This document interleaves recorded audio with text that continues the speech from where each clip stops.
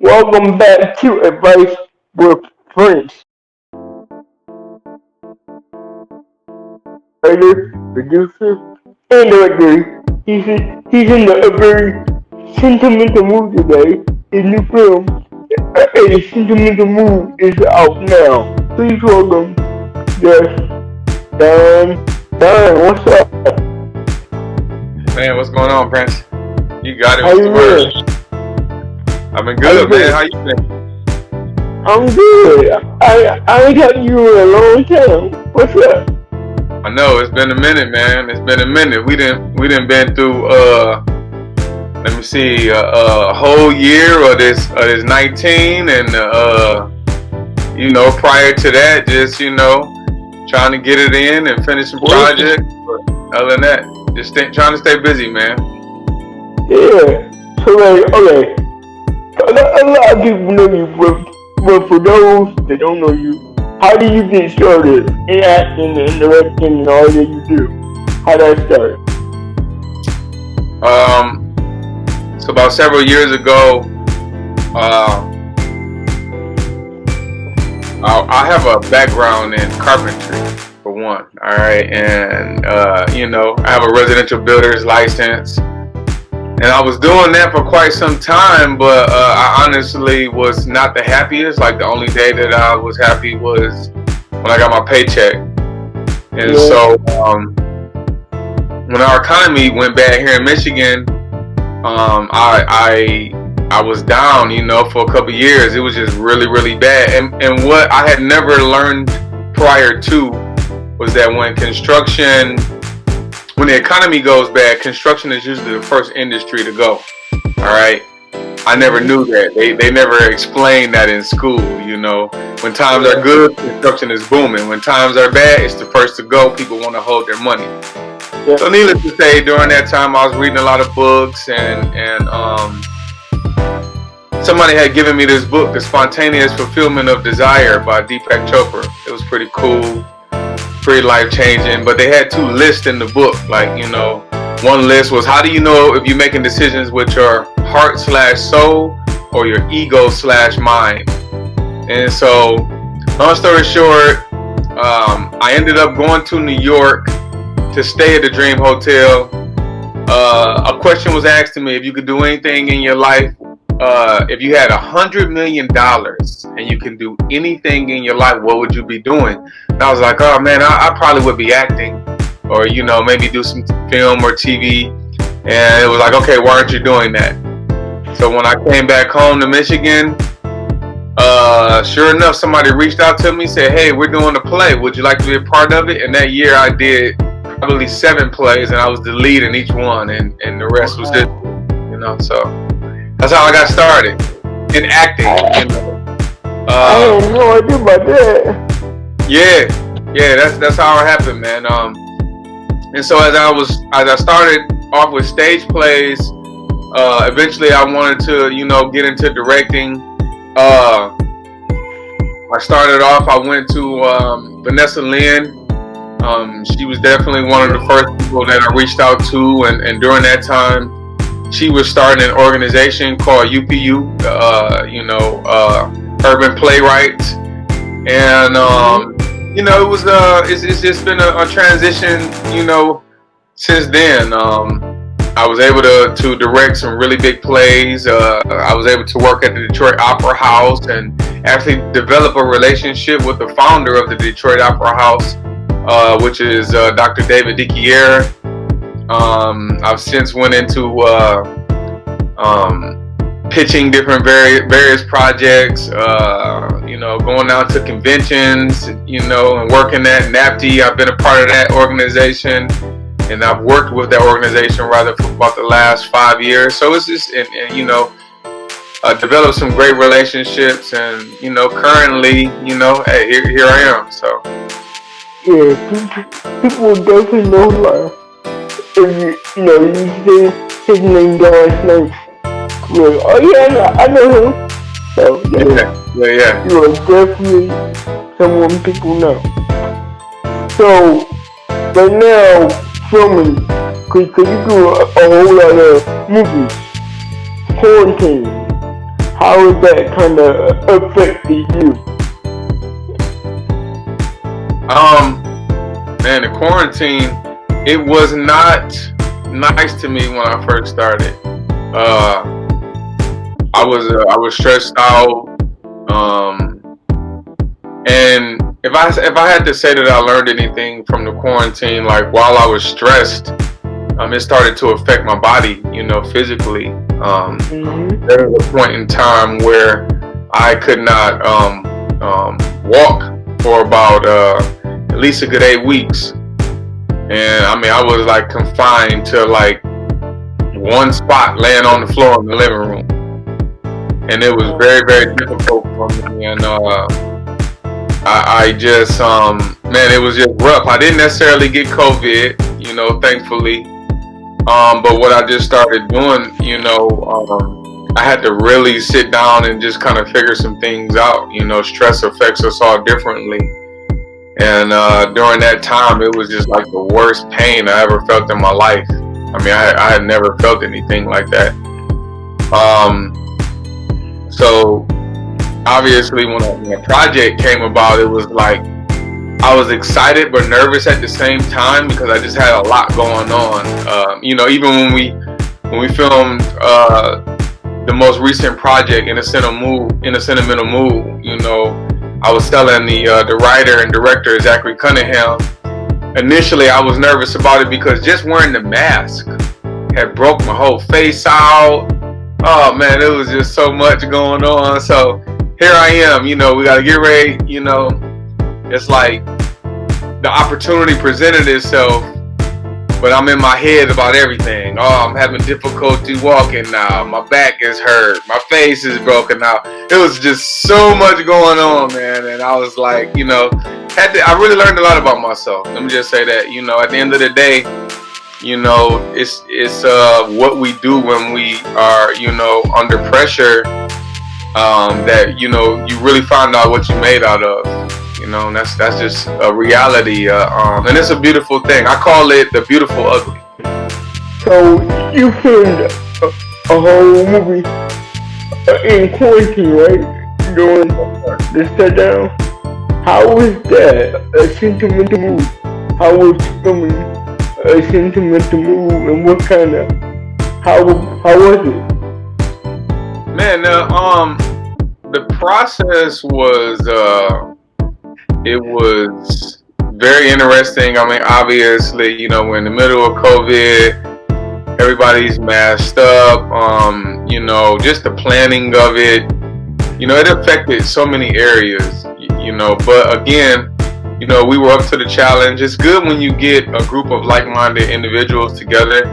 I always tell people, some people ask me at times, what is your favorite part of filming? And I don't have to think about that very long. My favorite part of filming is the art of collaboration. Like that's my favorite part. It's seeing all the beautiful minds come together. It's, here's the writer, here are the actors, here is, the camera people, here are the lighting people, here are the people that are, I call them like the glue of it all. Let's get the cords out the way. Let's make sure that the set looks well. All those things matter. And so for me, that is absolutely my favorite part of the process. And to be able to, have had the opportunity to do that during a time where, a lot of people weren't even getting outside, it was really, really, really exciting. So I was excited about filming. At the same time, we were dealing and working under some, a few constraints. But outside of that, man, hey, I was excited, man. The process was cool. We rented a bed and breakfast and just, we made it happen. Just shot. We had some long nights now. But we shot and we made it happen. Yeah, because so for those that have not seen the film yet, kind of like set it up for them. What is it about? In A Sentimental Mood is about two individuals that they come together and they meet by chance. at this black bed and breakfast in downtown Detroit, and they learn a lot about themselves, during this encounter. I'll just say that. Yeah. And there's a part, I don't want to give it away, but there's a part where KC, played by Deborah Spencer, she kind of becomes someone else. Let's say that for you. That was a very interesting plot twist. I would not. So tell us a little bit how you got into that character and what kind of process that took for you, because it was heavy. Well, for me, art imitates life often, and so I did have some personal things going on in my life at that time, and so I kind of used it as some motivation. They say energy cannot be created nor destroyed, so I just kind of transferred that energy into my character.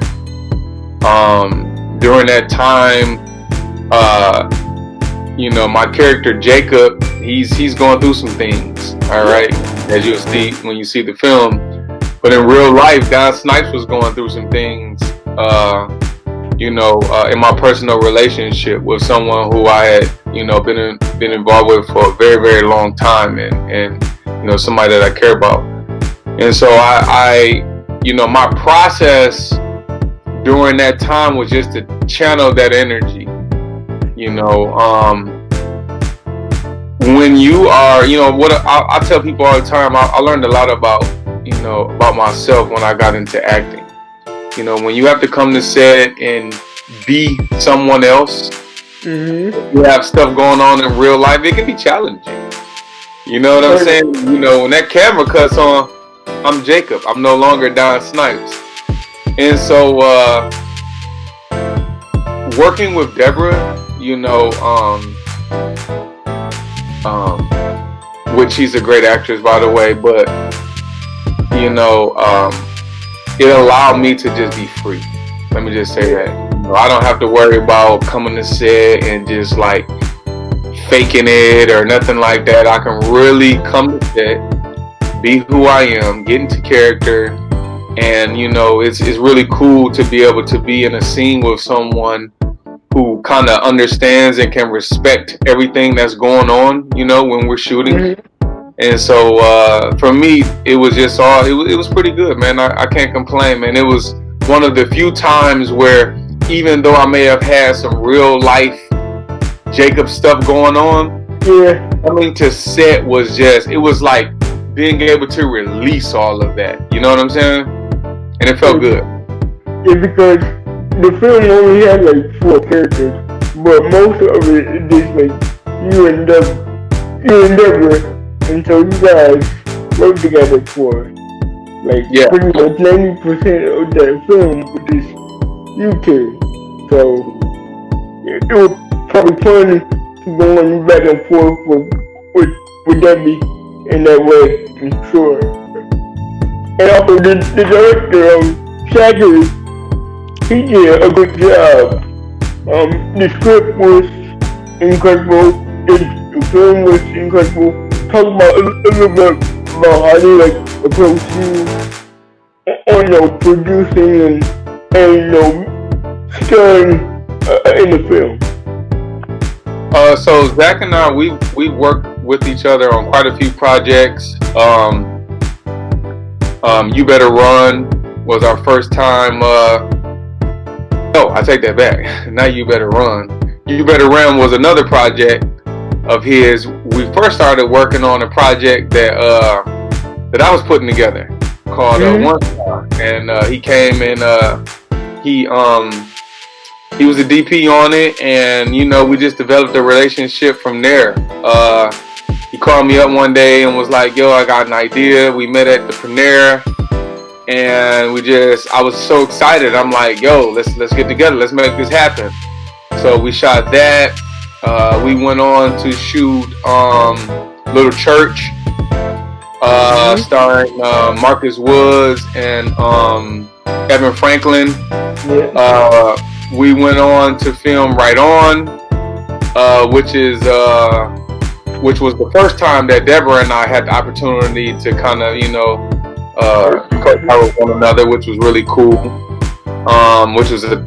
Right On was a time period piece, man. It was cool.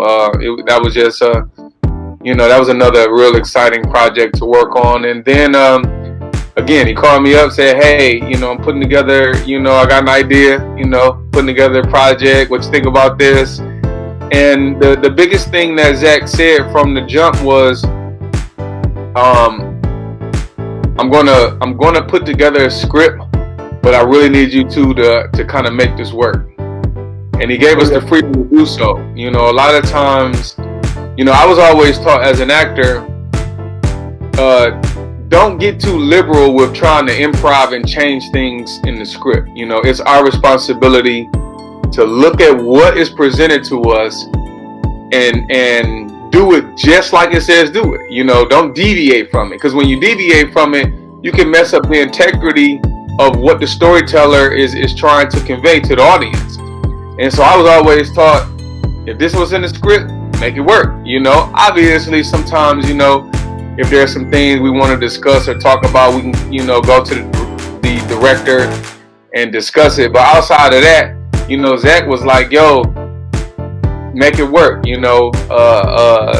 bring this character to life. And he gave us the liberty and the freedom to do so. And we went from there. Yeah. And, it shows on screen just how how good it came together. And so it's a good film. I want people to go watch it. How can they see it? So we actually extended it for another week. We were just going to premiere for the weekend, but currently it's still up on Vimeo. You can go to Misfitted Academics. You can go to Zachary Cunningham, Don Snipes, any of our social media, handles, and check out the film. Deborah Spencer. Check the film out. It's pretty dope. So, links in the bio. Check on Facebook. Not hard to find. You know what I'm saying? We use Vimeo platform. So yeah, and so I'm going to put the link up below too. So something to ask all my guests: 4 things that everyone should know. What are 4 things that everyone needs to know about acting, Don, the film, whatever 4 things, whatever. 4 things that everyone needs to know.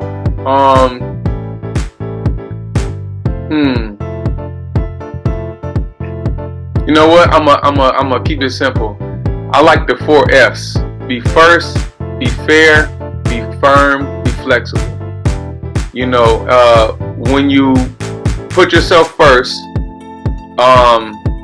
oftentimes it doesn't necessarily mean that you're being selfish, but it just means set the standard. Set the standard for those that you want around you. Set the standard for yourself. People oftentimes talk about loving people, but I often tell people that it's hard to love someone else when you don't love yourself. So put yourself first. Be fair.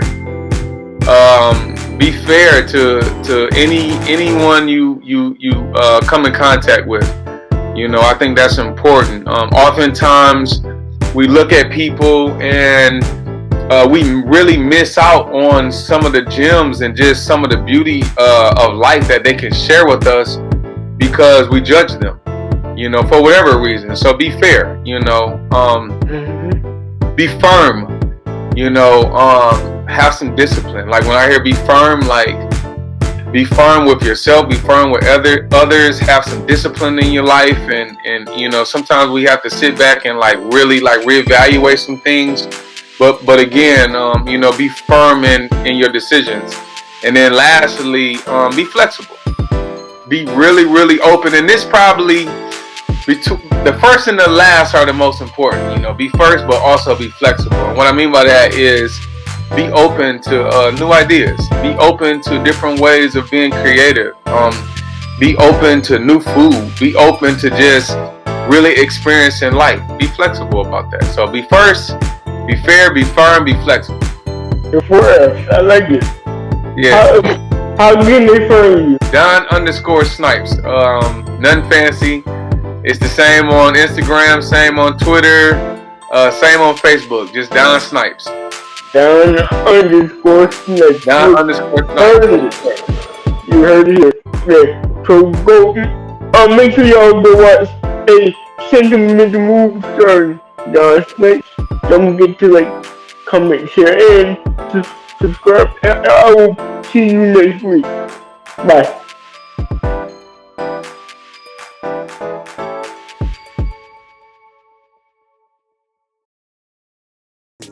Passion, romance, sex, sin, pain, and death. Love unexpected. When you think you know your partner, think again.